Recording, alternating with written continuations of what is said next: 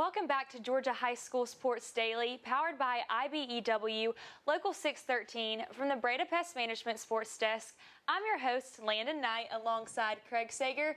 And Craig, happy Thursday. That just means we are one day closer to Friday, which means Friday night high school football. And just as a reminder, our game of the week is going to be Blessed Trinity versus Hebron Christian. I'm really looking forward to that game. I think tomorrow night's going to be a great matchup. I think that there's going to be a lot of players that we are looking forward to seeing play. So we're really looking forward to that. And tune in tomorrow night at 8 p.m. for our coverage of Blessed Trinity versus Hebron. But for now, let's get into our fast break headlines. Our first headline, we come to you this morning very somber about the passing of Dodge County golfer Haddon Kelly. He was a 17-year-old who was one of the top performers on the golf team. This incident occurred during homecoming events at a friend's house when he suddenly collapsed in the yard. The cause of his death is not yet known. However, there is an autopsy that is pending. Haddon will absolutely be remembered for the team's top-performing golfer, his strong leadership, and his positive attitude. The school released a statement that said, "Haddon loved golf, and the golf team surely loves Haddon. Haddon was our team leader, always encouraging and forever speaking positive words to all around him. He so hoped that our golf team would keep improving and desperately sought after participating in the state tournament. He was always our top-performing golfer and always finished early than most of his teammates. He always stayed till each member finished. He could have left, as most of the time he finished first against the competition. It wasn't about him. He stayed to support his team. He wanted the team to succeed. What a witness to his character. We love Haddon and we love his family. Our thoughts and prayers go out to his family. Let's take this example of selflessness into our own lives and little by little make the world a better place." We are definitely sending our condolences and prayers to Dodge County as they navigate through this difficult loss. Yeah, it's a very disoriented loss because it happened so suddenly and it was unexpected. But I thought the tribute Dodge County said it kind of just highlighted the team mentality of golf at the high school level, and it's going to be tough for his teammates to go on out there this spring and try to compete without him there. But I hope a sport like golf, where there's that type of pressure, they're able to kind of honor his memory, realize that some things are a little bigger than golf, and go out there, honor him by having a great season. But definitely a very tough loss, and we're thinking about the Dodge County community. Moving on to headline 2, Rabun County announced jersey retirement for Georgia quarterback Gunnar Stockton. Rabun County will retire number 14 in honor of Gunnar Stockton this upcoming Friday just before their homecoming game versus Banks County. Stockton is now a redshirt junior quarterback at the University of Georgia, and he will return to his alma mater during the Bulldogs bye week at the ceremony.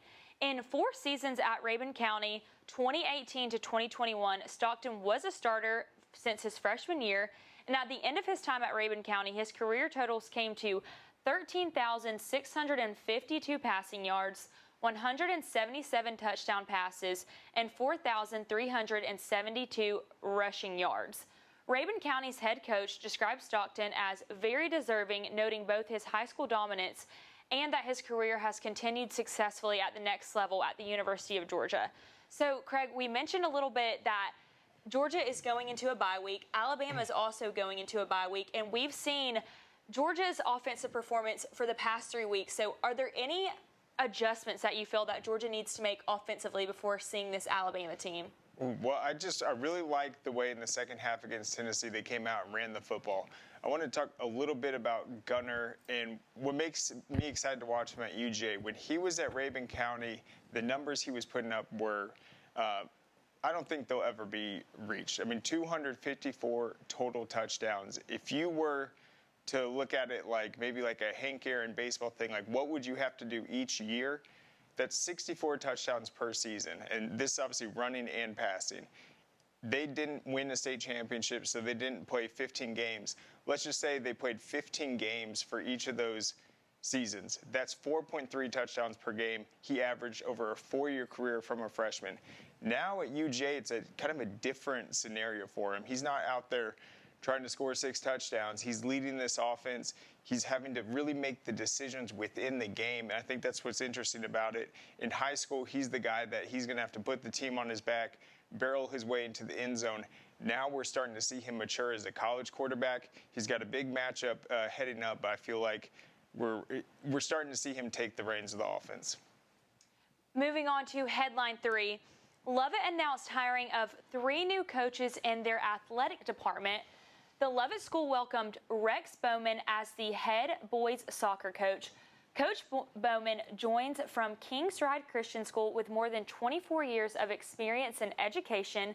He is a Nashville native and he holds a U.S. Soccer Federation coaching license, and he has coached at the club, high school, and collegiate levels since 1998. Tatiana Pauling has been named the new flag football coach. She is a Wayne State University graduate and will be a part of Lovett's inaugural flag football season. And she actually played running back for the Women's Football Alliance for the Detroit Dark Angels and finished her career with more than 4,000 rushing yards and 30 touchdowns. And lastly, Lovett has hired Chris Lewis as the head coach of esports. He has actually been at Lovett full-time since 2020, assisting with wrestling and track and field throwers since 2024. So, Craig, Chris Lewis has been with Lovett since 2020, and he is going to be taking over the esports program, but he has experience coaching wrestling and with the track and field throwers. So how do you think that he's going to take this coaching experience from coaching these sports to a more digital approach? I think it's going to help them just practicing as a team. Wrestling is very interesting because when you're preparing for your opponents, you're going to have your different weight classes. You're going to have the lightweights go up against the 145s at practice, the heavyweights going up against the 225s, the 180s. So for him to kind of take that approach to esports, I think it helps because you have to develop individually, but also it's all about the team. Esports is a sport where each person has to have their own role in the competition. I think the wrestling will help him just being able to manage the different weight classes, now manage the different roles, and we'll see how Lovett pans out this season. Moving on to headline 4, Hillgrove has most players in the NFL for public high schools in the nation. Hillgrove High School leads all public high schools nationally with 7 players on NFL active rosters. Those 7 players are Bradley Chubb with the Dolphins, Evan Ingram with the Broncos, Ruben Lowry with the Ravens, Jalen McCall from the Rams, Miles Murphy from the Bengals, Chig Okunwa from the Titans, and Jalen Royals from the Chiefs. So Georgia as a state has 143 former Georgia high school players on active NFL rosters during opening week, which is absolutely insane. So as far as Hillgrove goes, what does this say about their coaching, their facilities, and just like the success that their program has had? I don't think there's necessarily one thing you can point to in why Hillgrove is the most represented in the NFL, but it is an accomplishment and something they can be very proud of. These are outstanding names. Some of them have been first-round picks. Others are guys that really went into college having to work their way through transferring from community college, getting their getting their opportunity at a smaller school, having a big senior season, then getting to the combine, having a good time, getting drafted late. So this has been building kind of incrementally, but it's huge for Hillgrove. What an honor and bragging rights to say that no team in the state of Georgia has more NFL players than you. I think it inspires the young kids that put on the Hillgrove jerseys, the middle schoolers, knowing that they're playing for a team that has had so many guys come through that same hallway, play on that same field, and make it to the NFL. And that's one of the things the coaching staff's been doing with their summer camps, bringing these NFL players back. And this summer was the first time they had, I think, 6 out of the 7 there to run that Hawks camp. Hillgrove's having an outstanding season. They aren't the oldest school in the state in terms of tradition. I think it's only 20 years old as a school, so just shows the incredible amount of talent in that Cobb County area. Moving on to headline 5, Harlem is hosting an addiction awareness game versus West Lawrence. The game is set for this upcoming Friday at Harlem Stadium. The stadium will be lit up in purple lighting to symbolize awareness of addiction issues. Throughout the community, Harlem is partnering with local organizations to help spread awareness about substance abuse and addiction. So, Craig, with events like this, how much of an impact do you think that the high school game can really have in starting conversations about addiction and spreading awareness? Yeah, I mean, I thought this was a great story to highlight. I haven't seen high school teams kind of get into this, and we've seen the other things: suicide prevention, cancer awareness, anti-bullying. But this is an issue that I feel like hasn't gotten a lot of attention. This is something that I feel like the entire school can positively get involved with, represent, show their colors at this game. The newspapers have done a good job highlighting this before it happens, and it's just a good way to kind of bring the community together and make it bigger than football this week. So later in the show, we are going to do an update with our Mr. Georgia watch list. But Craig, I kind of just wanted to ask you a question. So we talked about Hebron, and Blessed Trinity is going to be our game of the week, and we have Devin Caldwell on this watch list. So what are you expecting to see out of him on Friday night? Devin Caldwell, to me, I've seen him play twice. Both of them were in the Corky Kell Dave Hunter Classic, and I felt like he should have won Player of the Year. He had 2 outstanding performances, 3 touchdowns the first game, I think. Another 3 touchdown performances last time against North Atlanta.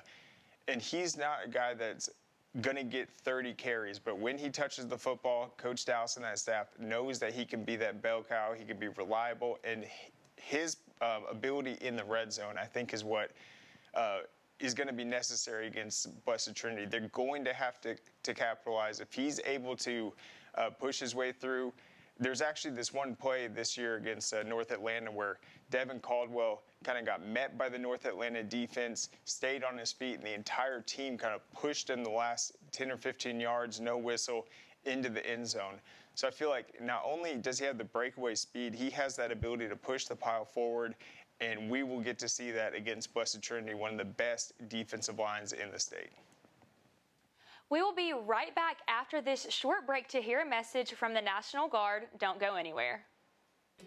Nobody wants to hear the word roaches, because who wants to admit they have roaches? I actually found some weird roaches. I didn't know what they were. I decided to choose Breda. I reached out to them. They check in routinely. They're explaining what they're doing. So there's a lot of clarity in the process as well. I think that just speaks to the level of safety that I feel with the organization. The facts are, roaches are everywhere in our environment. So what are you doing to keep them out of your home? Breda, Breda, no need to be afraid of bugs.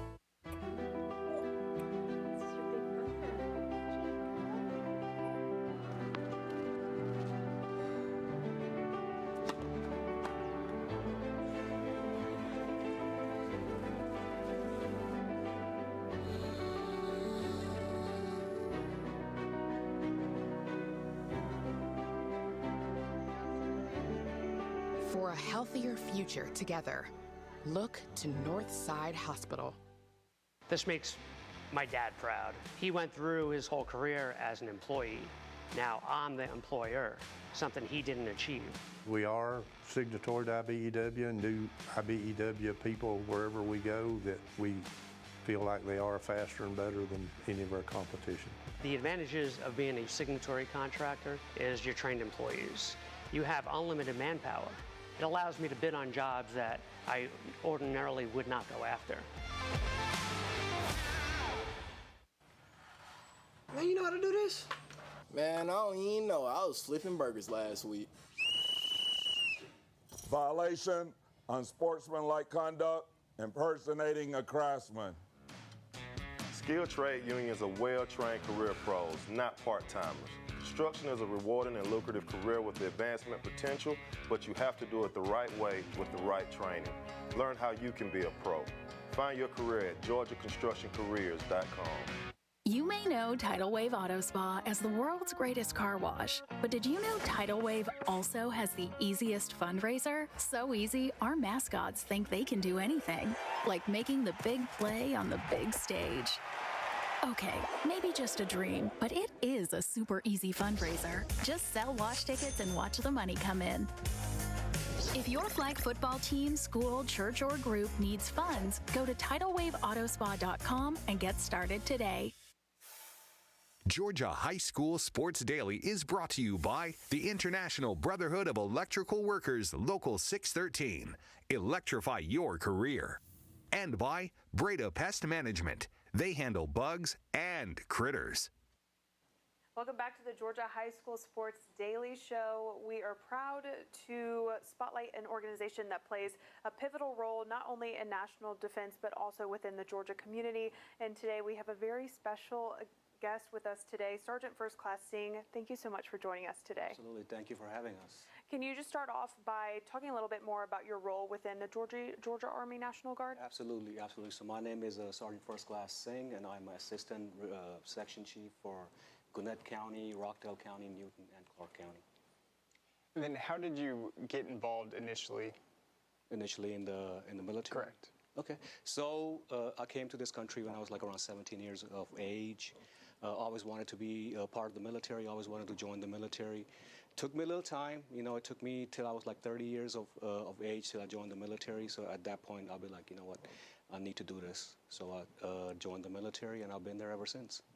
What kind of opportunities does the Guard provide, not only for high school, but also for college students? Absolutely, absolutely. So we are a unique element or a unique component of the Army. We serve the both state and we also serve the federal government. So what we do for our students is we pay 100% tuition for any public school in the state of Georgia. So they can serve with us part-time and still be able to go to school full-time. And then how does the National Guard help these students just find their path and career? Absolutely. So what we do is we kind of like guide them, we kind of direct them, you know, we give them all these critical skills that they need, just like basic leadership skills. Something as simple as being on time, you know, which like a lot of these kids nowadays lack. But we train them and, you know, they can definitely separate them from their peers. For those watching, maybe a student or someone that's wanting to explore another opportunity, what would you say to them? I would definitely say give us a chance. You know, serve your community, serve your country part-time. You still be able to go to college full-time, you know, get your degree debt-free, and, you know, be part of something greater than yourself. And what has the service just meant to you personally? Absolutely. Like I said before, I always wanted to be a part of the military. I always wanted to join the Army National Guard. Finally decided. It's been a great opportunity. It has done me great, you know, for past 13 years. So I love it every day of it. And you said you came to America in your teens, and once you joined the military, what's the most impactful part about your service so far? A couple of things, like being deployed overseas to Middle East, you know, serving and protecting our country, then also helping out in the natural disasters. That was something I'm really fond of. And then since joining and being a part of it, what is something that maybe you didn't see ahead of time that you've now learned about how the Georgia National Guard works? Absolutely. So definitely, you know, a lot of people get scared of, like, you know, seeing the uniform. They be like, you know, it's military. It's going to hinder them from doing what they really want to do. But once they find out, like, you know, we are only part-time, like 1 week in the month and 2 weeks in the summer, and they are still able to, you know, accomplish their goals, whatever they want to accomplish, then it kind of like put them at ease, you know, and definitely helps them achieve their goals. And then what are some different opportunities and benefits within the Guard? Absolutely, great question. So like I said, one of the biggest benefits is we cover 100% tuition to any public school in the state of Georgia. So you can go to school, get your degree, you know, get it debt-free, because that's one of the worst things to do is to have student loans, you know, because those things never go away. So be able to go to school, get your degree, and, you know, graduate debt-free, I think that's one of the biggest incentives of joining the Army National Guard. And on top of that, also able to serve your community and your country. And then in serving, I mean, what are some of the moments that stick out that you've been able to experience? Definitely, like I said, you know, being able to deploy. I was overseas for 12 months. That was pretty great. Then able to help in disasters, like natural disasters, in the riots that happened in Atlanta a few years ago. So those were pretty fond memories for me. And what would make a high school athlete a good National Guardsman? Definitely, because high school athletes usually are pretty fit, definitely in good shape, and, you know, we always look for soldiers that are fit, because, you know, being part of military is a little bit physically demanding. So definitely, I think being a physically fit young man will definitely make them a better soldier. Well, thank you so much for not only your service, but for joining us here today on our Daily Show. Absolutely. Thank you so much for having me. Welcome back to the Georgia High School Sports Daily Show. We're really proud to spotlight an organization that plays a pivotal role not only with Georgia Defense, but also within the Georgia communities and for future leaders, the Georgia Army National Guard. And joining us here today is Master Sergeant Citarella. Thank you so much for joining us today. Thank you so much for having me. We're excited to be here. Can you take a second just to explain your role within the Georgia Army National Guard? Sure. I am a section chief for the Cobb, Carroll, and Douglas County recruiters here in the state. And then what kind of opportunities are available for high school and college students? So we have a lot of opportunities, and it's a great question because for high school students, we have they're always making decisions their senior year, right? So some of the things that they look at is, are they going to go to school full-time? Are they going to get a full-time job? Or are they going to do the military? And so we're able to hit both of those at the same time because we're part-time. So once they decide they want to go to school, we can provide 100% college tuition, which is great. And then we also have a lot of people who are in college who are looking to join. And the way that we can benefit them is most of those people are already through some kind of college, and we can help them with the student loan repayment plan.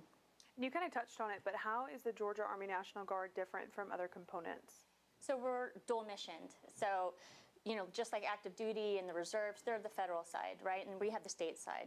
And we're here for our state of Georgia, so when the emergency comes, we're able to help our neighbors and be a part of all the national disasters and be able to help and do all that stuff. So it's a pretty unique experience.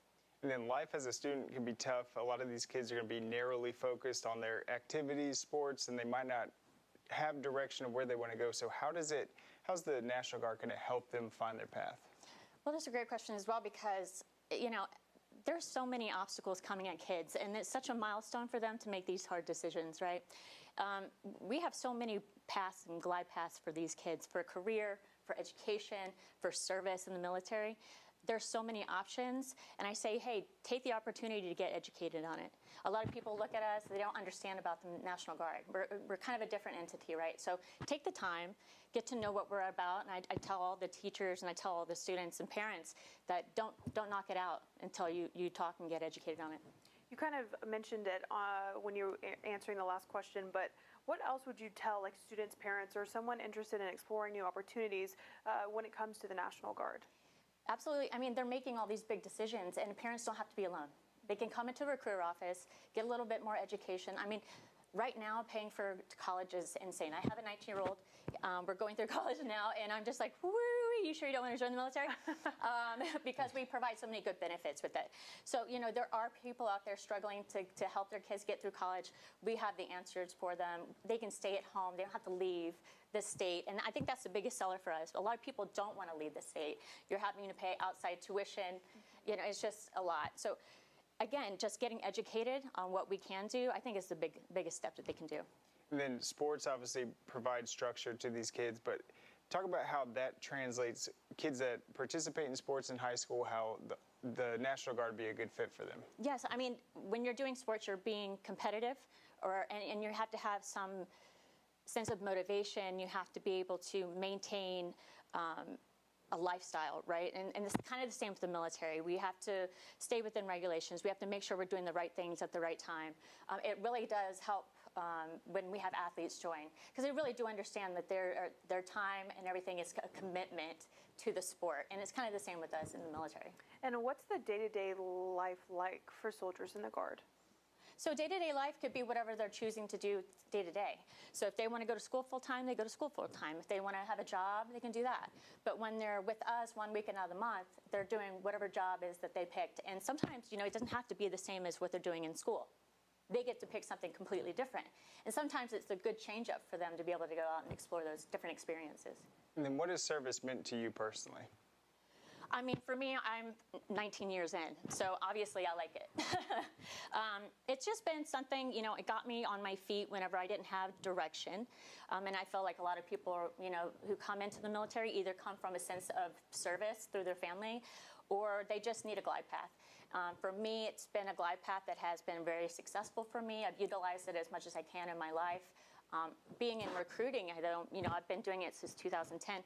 It has been a passion of mine to help other people get into the same position I am.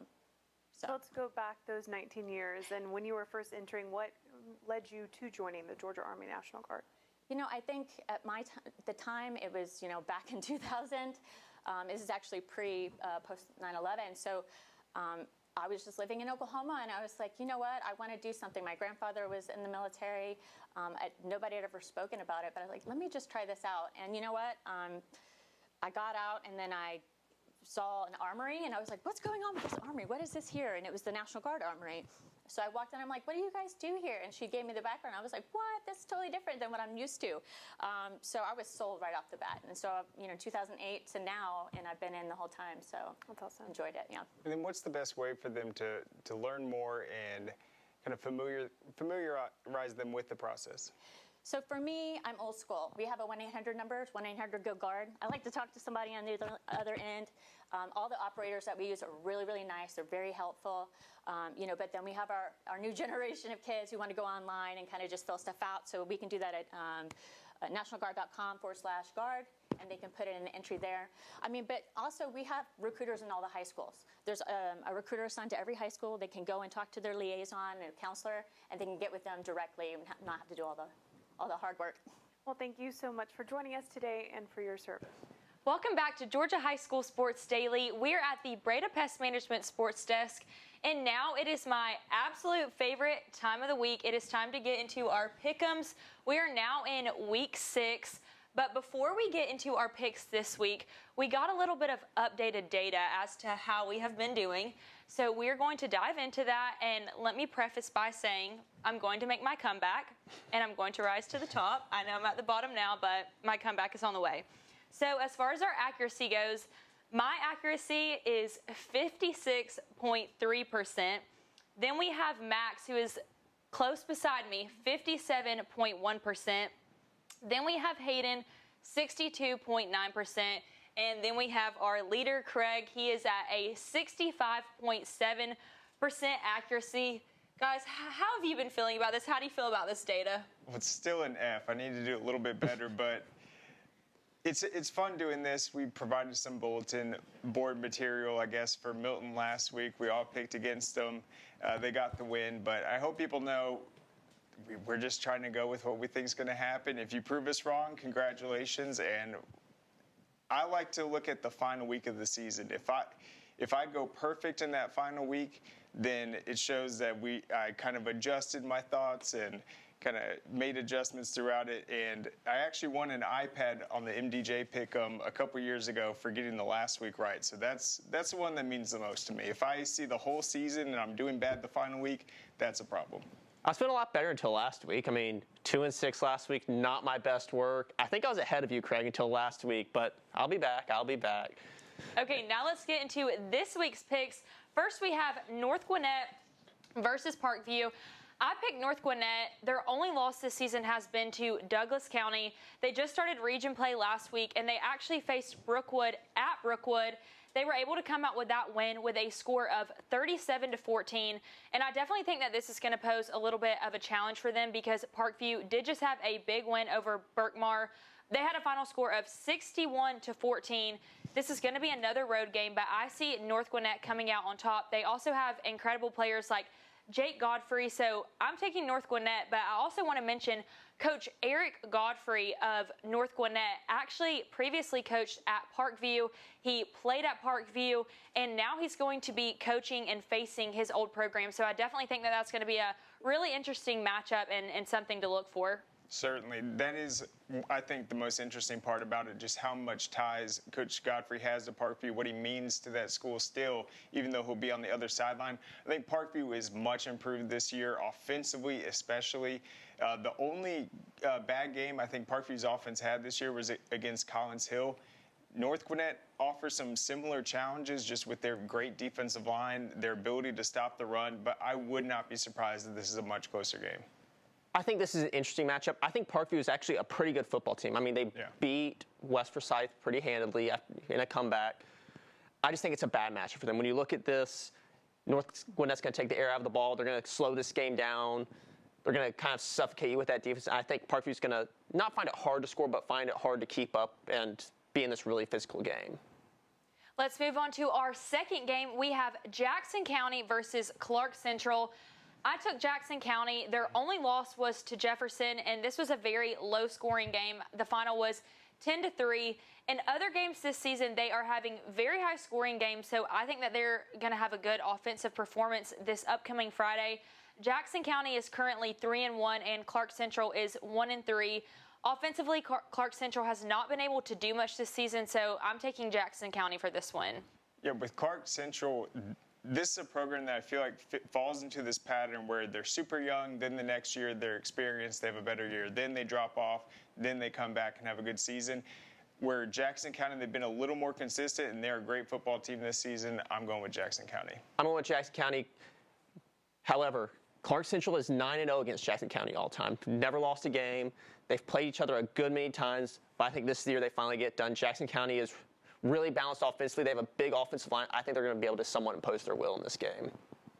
Let's move on to Game 3. We have Allatoona versus Dalton. So we were able to talk about the performance from Kane Woods, the quarterback at Dalton, a little earlier in this week, and clearly he has been able to put up some outstanding stats. He's had some outstanding performances this season, but Dalton has just not been able to close out their games and finish their games. So I think that this might be the first time this season that Dalton is able to get the win. They've had a difficult schedule, and they've had some very high-scoring games, so it's also a home game for Dalton. I'm going to go with Dalton for the win. Yeah, I'm actually surprised everyone is going with Dalton. Allatoona is a very even matchup for them. It will be a big game. But for me, Dalton has faced such tough competition so far this season, and they might not make the playoffs this year, but they've been prepared through these first 5 weeks of action. I feel like this is the game where they finally are able to close it out. Just some of the positives they're able to take away from these last few weeks, I think it carries over. Yeah, I think when you look at this Dalton team, this is a really explosive Dalton team. 2 or 3 elite wide receivers, a great young quarterback. They just haven't been able to get it done in those final minutes. I think this is finally going to be the week they get it done. Next, we have Peach County versus Northside Warner Robins.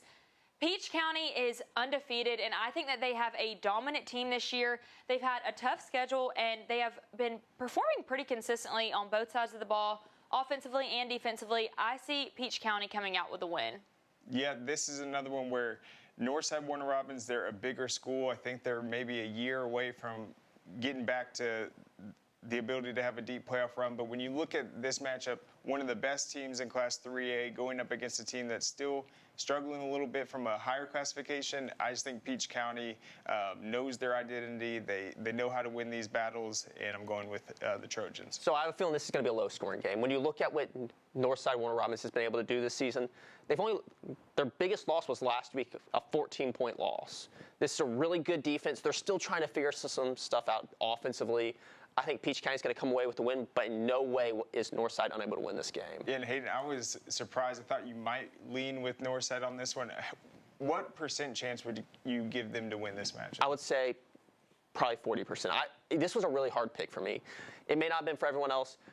Coach Williams is one of the best coaches in the state, and normally that would sway, but Coach Westbrook at Peach County, multiple-time state championship head coach, just a great head coach and a great program. Now let's get into our next matchup. We have Hart County versus Monroe Area.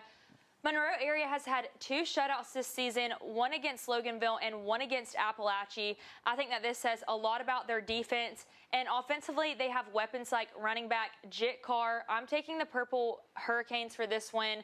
What do you think about the performance that you've seen from him this season, guys? Yeah, and this is one that was very tough for me to pick. I just think, for me, it's Monroe Area's defense. They've been a little more consistent throughout the last few weeks. I think it's a big matchup for them. I was looking back at the last few years when these teams faced, but something with me, I'm going with Monroe Area. I think for me, when I look at this, I went Hart County. This is the only one that I believe we're different on in all of our picks.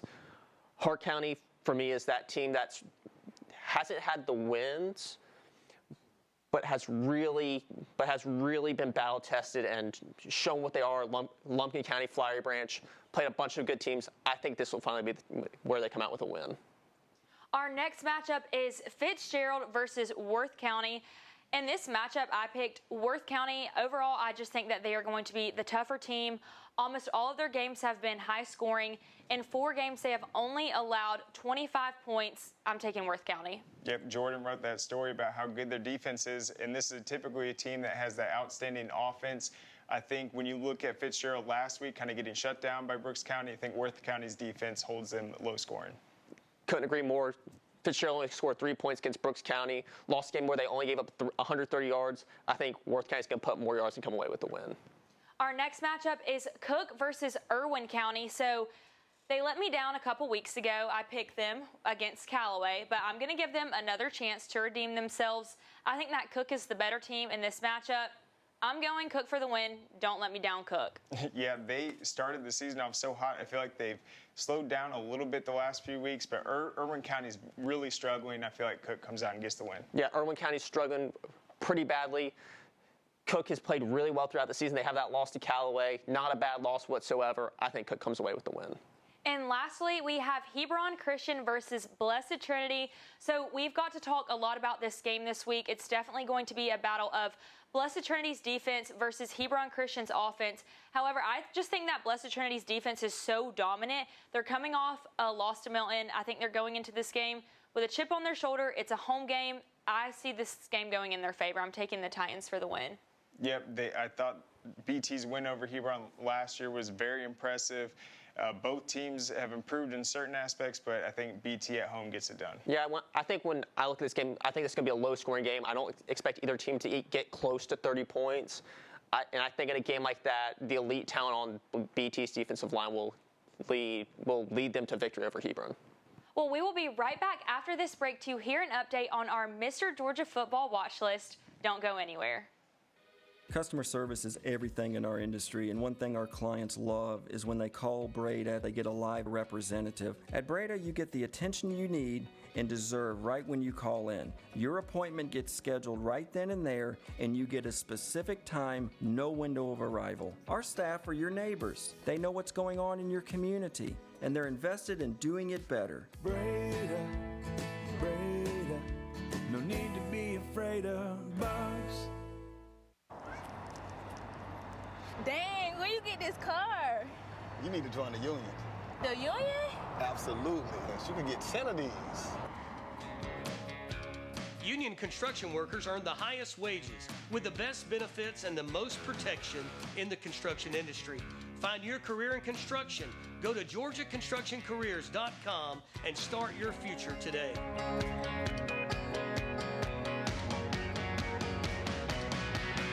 A journeyman with Local 85, when you turn out, you can be hitting six figures. Hey, I have your back, you have my back. We're gonna do this together. We're one for all for one. College just wasn't for me. Let's look into actual career jobs that wouldn't take college, where I wouldn't, lose money and all that. Instead of losing a lot more money at the end, why not make money and make more money at the end?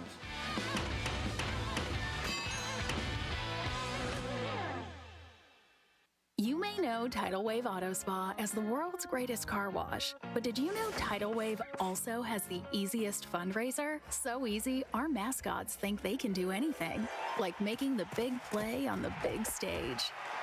Okay, maybe just a dream, but it is a super easy fundraiser. Just sell wash tickets and watch the money come in. If your flag football team, school, church, or group needs funds, go to TidalWaveAutospa.com and get started today. What happens after you graduate? Will you go to the next level? Will people have your back in the heat of battle? Will you still train like a champion in the pursuit of greatness?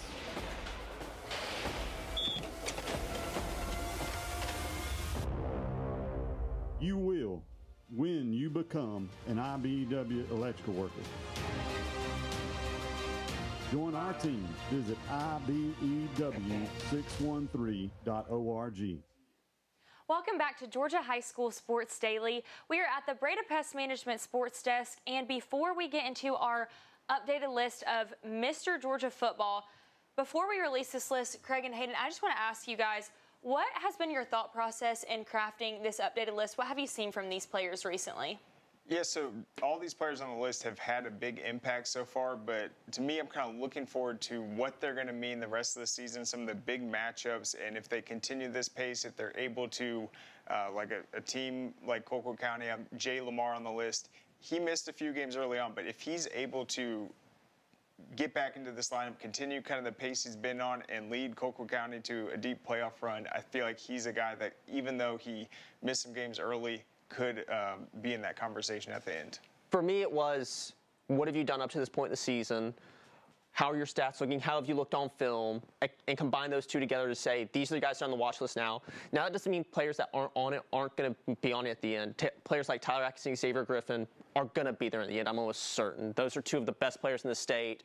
And when you get into these close games later in the season, in the playoffs, they're going to have big games, and they're going to make their names known and probably be there in the end. Absolutely. I agree real quick. I mean, I think Tyler Atkinson is the best player in the state. He's not on the list now, but that's just because he missed some games early. Just waiting to see him do his thing, but certainly he's a guy that is in the consideration, reigning Defensive Player of the Year, and as I said, I think he's the most talented player in the state. Okay, let's get into this list. We have Amari Latimer from Sandy Creek, Jay Lamar from Colquitt County, Kamari Brooks from North Oconee, Devin Caldwell from Hebron Christian, Will Rajecki from Sequoia, Craig Dandridge from Cambridge, Deuce Geralds from Collins Hill, and Caden Prothro from Bowden. So, guys, just kind of break down this list, talk about these players, their individual performance, and what you've liked from them this season. Yeah, so let's just start with Amari Latimer. He's had so many big performances already this year. You look at the game against LaGrange, he's having some games where he's getting 30 carries offensively. He's putting up the numbers. Sandy Creek's been phenomenal. I think with him, it's just they continue this pace. We know the offense is going to go through him. Jay Lamar, I already talked about how he missed the first few games, but Colquitt's in this stretch now, 3 games in 1 week. He's already up to, I think, 8 touchdowns this season. He's starting to get a lot more involved. UGA commit, very special running back. And then, in my opinion, Will Rajecki, with his numbers, he would be my pick right now overall. What he did last week against Sprayberry, the games against Kell, there's no player that's having a bigger impact that's more valuable to their team. Yeah, I think when I look at these guys, someone like Deuce Geralds really stands out in that his tackle numbers for interior defensive linemen are ridiculous. It's like what you normally see from linebackers. He's just the main defensive player on that team, not just when it comes to rushing the passer, but in every way. Then someone like Caden Prothro. Bowden's not having the season that I think that they would like to have, where, you know, they would rather be undefeated right now. They've lost 2 games. They lost a really close game on Friday night, but that offense runs through him. He has over half of their receiving yards, almost 3/4 of the receiving yards. When you look at that, when you look at he's leading the team in touchdowns regardless of receiving or rushing. He's just one of those guys that is putting that team on his back. And if they can make a deep playoff run, if they can win another state title, he's going to be in this conversation. One, because he's one of the best players in the state. He's one of the best recruits in the state. And his numbers are going to be ungodly. Yeah, and real quick, this list is only seniors. So if you're wondering why aren't some juniors or sophomores that are having a good one, this is exclusively to seniors. What's so impressive about Deuce Geralds and his numbers, you look at the defensive line, the ball snapped, you have to make that first move so quickly. He's able, that term like making work in a phone book, he's able to make an impact in such a quick split second with his power, speed, ability. And you mentioned it, if his numbers with these tackles, like 80 tackles for a defensive lineman, the TFLs, his impact offensively for them, I feel like he's a guy that you might not think a defensive lineman could be a finalist, but he's a special talent. Well, and I think he's kind of forgotten about because he's not that Elijah Griffin player from last year, where it's like, he's not 6'5", he's not 300 pounds. He's only, they claim he's 6'2", he's probably 6'1". He weighs about 260, but he's about as disruptive a defensive lineman as I've ever seen come through the state. He is one of those guys that is such a freak athlete that even though he's smaller, even though that he's a guy that you normally wouldn't expect to be this highly recruited of a guy, that he is really going to be one of those guys. He's committed to LSU. He's really the best player on one of the better teams in 6A, a team that's really started to find their way and made the quarterfinals last year. And then Devin Caldwell, he's a player that I wanted to add this week. When I look back at that Hebron Christian Fellowship Christian game, Fellowship's an outstanding football team. They've had some huge wins, the big one over Savannah Christian last week. For Devin Caldwell, if he comes out and has a big performance against Blessed Trinity, he's already put up great numbers this season, including the monster performance he had against Fellowship. I feel like he's a guy that, with their schedule, if he can lead them to a top seed and a deep run again as they try to get that tile defense. We talked to Coach Dallas.